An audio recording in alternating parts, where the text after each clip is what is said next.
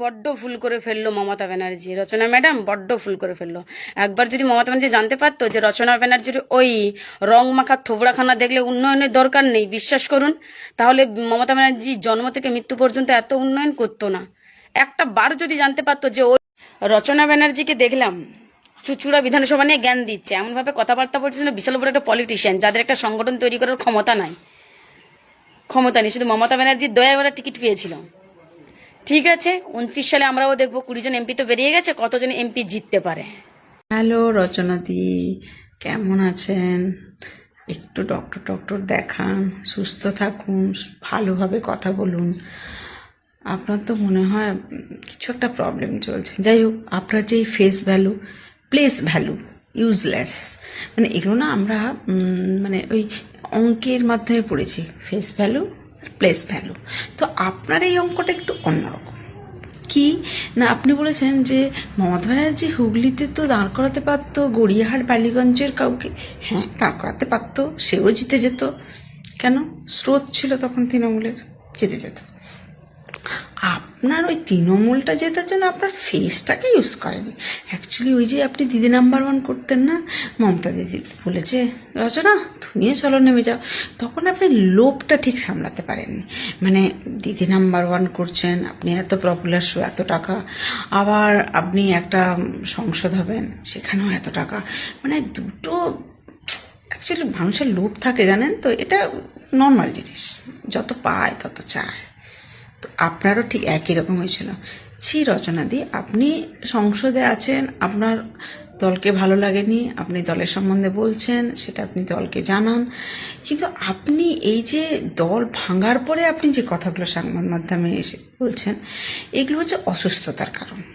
মানে আপনি যখন জয়েন করেছিলেন তখনও ঠিক অসুস্থতা ছিলেন, না হলে কেউ এত একটা সুন্দর অভিনেত্রী, আপনার এত পরিচয়, আপনাকে মানুষ এত ভালোবাসতো, আপনি ওই যেদিন ওই নেত্রী হওয়ার কথাটা ভেবেছেন সেদিন থেকেই মানুষ কিন্তু আপনাকে মেনে নিতে পারেনি।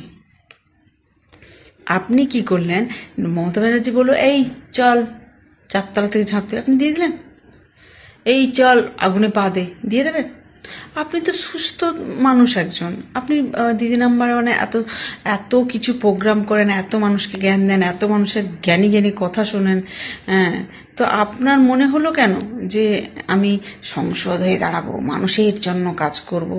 হ্যাঁ, এইসব অসুস্থতার কারণ। মানে তখন আপনি অসুস্থতা হয়ে জয়েন করেছিলেন, শুধু তৃণমূলের স্রোতে পেয়ে গেছেন, আর এখনো যে কথাগুলো বলছেন এগুলো অসুস্থতার কারণ। কেন জানো তো? বাড়ির গোড়ায় যখন ডিম থেরাপি দাঁড়িয়ে থাকে না, হ্যাঁ, তখন মাথা কিছু কাজ করে না, মাথা ভেতরে সব নার্ভ অর্গান সব একটার সাথে একটা না ডিসকানেক্ট হয়ে যায়।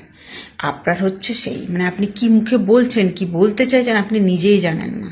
ঠিক আছে, আপনি যে এই কদিন ধরে অনেক কিছু বলেছেন, কিন্তু এই যে সংবাদ মাধ্যমে বলছেন না যে আপনার মমতা ব্যানার্জি আপনাকে ইউজ করে ফেলে দিয়েছে, একদম না।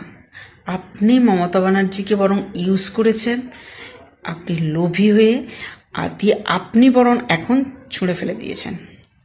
হ্যাঁ, আপনি বলেছেন আমি কেন এমপি পদ ছাড়বো। এমপি পদ আপনাকে ছাড়তে হবে না। আপনি এক কাজ করুন, আপনি একটা নির্দল একটা কিছু হাতি ঘোড়া ব্যাং কিছু একটা নিয়ে আপনি হুগলিতে গিয়ে জিতে আসুন। আপনার ওই ফেসটা দিয়ে না সব ভোট দেবে। আপনি একটু দেখুন যে কে আপনাকে ভোট দেয়, একটাও দেবে না। আপনি বুঝতে পেরেছেন? আপনি হেরে গেছেন, ঠিক আছে, দল হেরে গেছে, আপনি মেরুদণ্ডটা সোজা রেখে সুন্দরভাবে আপনি প্রেজেন্ট করুন। দল হেরে গেছে তো কি হয়েছে? মানুষের কি সব সময় জিততে হবে এরকম কোনো কথা আছে নাকি? মানে কি দিদি নাম্বার ওয়ান নাকি সারা বছর আপনাকে করতে হবে? দেখলেন তো আপনার লোভ, আপনার উদ্ধত, আপনার এটাকে দিদি নাম্বার ওয়ান থেকে আপনাকে তাড়িয়ে দিল। কেন জানেন তো? আপনি যে কখনো কখনো যে মাথার ভীমরতি হয়, মানে কখন কি বলেন সেটাও দিদি নাম্বার ওয়ান বুঝে গেছিল। না হলে আপনি বলুন এতদিন তো করছিলেন, আপনি যেই এই তৃণমূলের দল হেরে গেল, আপনি যেরকম ধরনের কথাবার্তা বলেছেন সংবাদ মাধ্যমে, সেটা না ওয়াচ করেছে, সেটা বুঝে গেছেন আপনি কি ধরনের মানুষ। আপনাকে দিয়ে এসব চলবে না। ওই জন্য স্বস্তিকা বলেছে সবার পেছনে একটা বাস আছে। অবশ্যই এই কথাটা শুনতে ভালো লাগেনি, যদিও মানে যদিও স্বস্তিকা একটু ঠোঁটকাটা একটু কথা বলে, ঠিক আছে। কিন্তু আপনি না প্লিজ আর অপমান নিজেকে করবেন না, নিজেকে করছেন। এই যে কথাগুলো যেগুলো সংবাদ মাধ্যমে বলছেন না, নিজেকে আপনি অপমান করছেন, নিজের যে আদর্শটাকে আপনি নষ্ট করে দিচ্ছেন। আপনার যদি সৎ সাহস থাকে, আপনি যদি মনে ফেস ভ্যালু, সেইটা যদি সৎ সাহস থাকে, প্লিজ আপনি এমপি পদটা ছেড়ে দিন, ঠিক আছে? দিয়ে কোনো একটা নির্দল দলে জয়ী হয়ে দিয়ে আপনি ফেস ভ্যালুটা দেখান যে আমাকে ফেস দেখে দিয়েছে। একদম না। আজকে বিজেপির কে দেখুন কাদেরকে নামিয়েছিল ভোটে, একটু দেখুন লিস্টটা, কারা কারা জিতেছে। সবাই জিতেছে কেন জানেন তো? একটা সময় একটা পাল্টানোর স্রোত আসে। এটাই হচ্ছে রাজনীতি। তা আপনি রাজনীতিটা একটু সুস্থ কেন কি মায়ের আঁচল, মমতা ব্যানার্জির ছায়ায় আমরা বড় উঠেছি, মমতা ব্যানার্জির আঁচলের নিচে, কত সুন্দর সুন্দর ভাষা আপনি বক্তৃতা দিয়েছেন। তা এখন সেই আঁচলটা নিয়ে মুখ মুছতে ইচ্ছে করছে না তো?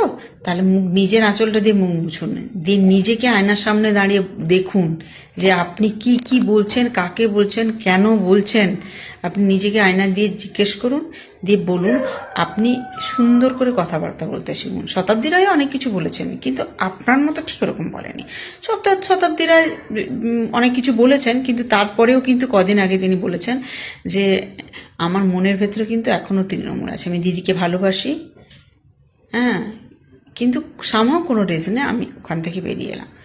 সে বলেছে তার মতো করে, কিন্তু আপনি যেগুলো বলছেন না, ছুটছেন না রচনাদি, আসলে সবার খুব বিরক্ত লাগছে। কারণ দিদি নাম্বার ওয়ান দেখে আমরা অভ্যস্ত, তো এত কঠিন কঠিন মানুষদের সাথে আপনি দিদি নাম্বার ওয়ানে মঞ্চে ওদের কথা শুনেছেন, সুন্দর সুন্দর করে মেসেজ আমাদেরকে উপহার দিয়েছেন। আপনার এই নোংরা রাজনীতি করতে ইচ্ছে করছে না? কি হয়েছে? মানুষ নাকি 2-4 দিন ডিম থেরাপি করবে, ডিম মারবে, চোর বলবে, তাতে কি হয়েছে? আপনি জেনে শুনে গেলেন আগুনে পা দিতে, আর এখন বলছেন না আমি ইউজলেস। আপনি ওই দিদি নাম্বার ওয়ানের পরের থেকে, যতদিন থেকে রাজনীতি থেকে যান, আপনি ইউজলেস অ্যাকচুয়ালি। মানুন আর না মানুন, এই আয়নায় গিয়ে আজকে রাত্রেবেলা দাঁড়িয়ে দেখুন। আমার কথাগুলো আপনার কাছে পৌঁছাবে না, তবে আমার প্রচণ্ড রাগ হচ্ছে। মানে আপনার যেরকম অ্যালার্জি হচ্ছেন ভেতরে, মুখ থেকে যা চাপাত চাপাত চাপাত চাপাত যা আসছে ভুলভাল বলছেন, হ্যাঁ ঠিক আমারও হচ্ছে জানেন। আপনার এই কথাগুলো শুনে না আমার চিবিচ্ছি হয়েছে, রাত্রে ঘুমোতে পারলাম না, সেই জন্য চলে এলাম এখানে। Good night. ভালো থাকবেন, না সুস্থ থাকবেন, আর একটু ভালো ভালো কথা বলুন, হ্যাঁ নোংরামি রাজনীতি করবেন না।